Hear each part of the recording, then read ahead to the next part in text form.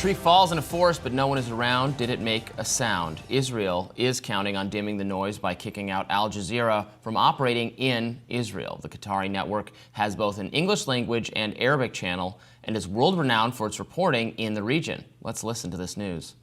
If you're watching this pre-recorded report, then Al Jazeera has been banned in the territory of Israel. On April the 1st, the Knesset, the Israeli parliament, passed a law that allowed the Prime Minister to ban Al Jazeera. He's now enacted that law. Let me just take you through some of the definitions within the law. They've banned our website, including anything that has the option of entering or accessing the website, even passwords that are needed, whether they're paid or not, and whether it's stored on Israeli servers or outside of Israel. The website is now inaccessible. Meanwhile, it appears that Israel is one step closer to invading Rafah, the southernmost point in Gaza where Palestinian refugees have fled over the last 7 months. It called for residents and displaced people to what it is calling an expanded humanitarian zone. There were rockets fired by Hamas over the weekend into Kerem Shalom that killed 4 soldiers that seemed to provoke the Israeli leader into moving ahead with a long-threatened invasion into Rafah. Here with us to unpack all of this and more is Trita Parsi, Vice President of the Quincy Institute. Thanks for coming on. Thank you for having me. So I'm curious your initial thoughts in reaction to the banning of Al Jazeera in Israel. What do you think the impact of this will be, and what do you make of this move? What do you make of this? Is clearly a very worrying sign, because at the end of the day, Al Jazeera has played a crucial role in revealing what is actually happening in Gaza. It will continue to be able to do so for the rest of the world, but the Israeli public, who already has been deprived of outside news of what is taking place in Israel, and friends I've spoken to in Israel are telling me that you're not seeing these images on Israeli TV. So most Israelis are not even understanding fully what is taking place in Gaza. Taking Al Jazeera out further deprives the Israeli public of being able to understand what their army and what their government actually is doing, and what the actual relationship is when it comes to the negotiations taking place on the release of the hostages. But beyond that, it's also very important because we have seen just last week at the Correspondents' Dinner, Biden speaking very firmly about the need for freedom of press and protection of journalists. This is yet another example in which, if Biden is going to continue to have this level of support for Israel, he's going to have to do so by compromising his own and America's values when it comes to standing up for freedom of the press. Just remember what happened when the Russians were doing similar things.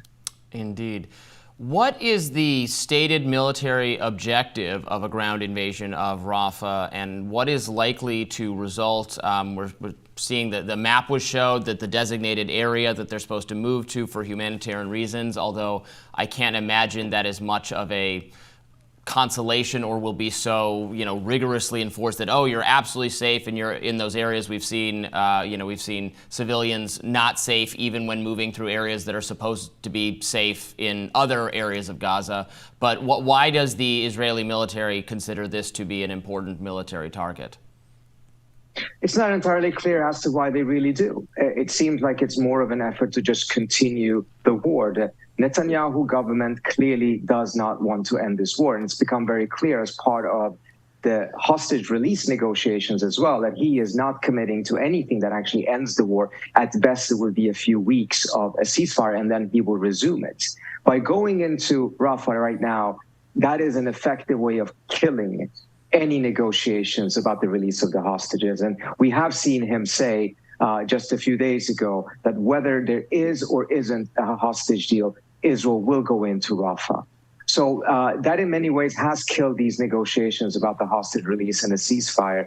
And when it comes to what the strategic objective is, one has to ask oneself, what has Israel achieved in the last 7 months of fighting right now? We saw that Hamas still has the ability to attack Israel and kill Israeli soldiers. So after killing more than 34,000 people, the vast majority of them women and children, what has Israel achieved, and what could it possibly achieve by just extending this into yet another city, which it told Palestinians to flee to, and now is telling them it's going to invade that place? Now, I do want to point out that Al Jazeera's live feed footage was key in the investigation into what happened in the Al Shifa hospital. A lot of Al Jazeera's reporting has been key for the international community to assess Israel's actions since their invasion of Gaza. And so now we're at this point where the Biden administration has time and again said that Netanyahu needs to operate responsibly in Rafah. Of course, a lot of the Israeli military's weapons are provided by the United States. They're bolstered by US dollars. And we're at a point where we've had John Kirby repeatedly say, we're not checking their homework. We're not assessing what their plans are in Rafah. But time and again, when we don't check their homework, we end up in a situation where they're violating international law, human rights law. So what do you make of the current Biden administration's position, now Al Jazeera being banned in Israel, seemingly just before they invade Rafah, when they're leaving a lot of the ceasefire deals on the table? What do you make of the U.S.'s role in all of this in the current situation? I think there's only one way of describing it, is frankly that it is quite shameful, because the Biden administration has said earlier on that it didn't want to see Israel go into Rafah, that it warned it against it. Then it softened its position and say, well, you only do so if there's a way to protect civilians. There is no way to protect the civilians, and Israel is now about to go in anyways. And yet Biden is funding, protecting, and arming Israel while this is all happening. If any other country would have done this, we would have correctly pointed out that they are complicit in the war crimes that are being carried out by Israel. And yet Biden doesn't seem to be too worried about the tremendous loss of standing that this has incurred on the United States because of its protection and its arming and its enabling of what Israel has been doing for the last 7 months. And I think, again, at some point, what this really shows is that when Biden actually does want to put a stop to Israel, he knows how to do so. Just take a look at what happened with the exchange of fire between Israel and Iran a couple of weeks ago, in which the Biden administration actually did put some pressure and made sure that the Israeli response to the Iranian response ended up becoming very, very limited. That's a case in which it was very clear he did not want to see a larger regional war. He put pressure, and it succeeded. The only reason why it is not succeeding right now is because he's actually not putting any pressure, because at the end of the day, he seems to be constantly caving to Netanyahu when it comes to what's happening in Gaza, less so when it comes to what's happening in the region. But if he actually wanted to, then he could put a stop to this, and he could restore America's standing as well.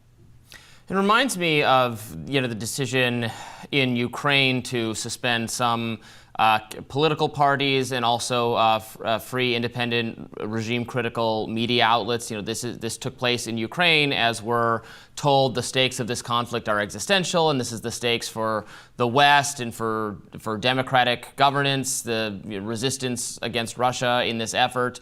And then you have, ostensibly the Western democratic, anti-tyranny faction resorting to these measures, which, take place during wartime. In America, in the U.S., there have been horrific abridgments of free speech and civil liberties, obviously during wartime, during World War II, during World War I, during the Civil War, and so on.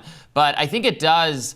It's impossible not to feel the hypocrisy of our own regime, of our own administration. As you mentioned, in recent weeks, having a White House Correspondents' Dinner, talking about the threat to these values, and positioning it as coming from within, frankly, from the other political faction, right, from Donald Trump. When we are so willing to overlook obvious violations of these policies in our so-called allies. Absolutely. I'll go back to something I've said on your show earlier on. Unfortunately, hypocrisy, double standards is part of the playbook of any great power. You're not ever going to find any great power that is going to be completely clean in that sense. The question, though, is when do you invoke that double standard? You do so when there's an actual core interest of your own nation that is at stake, and as a result, you end up setting aside values, morals, etc., because of your own core interest and protection.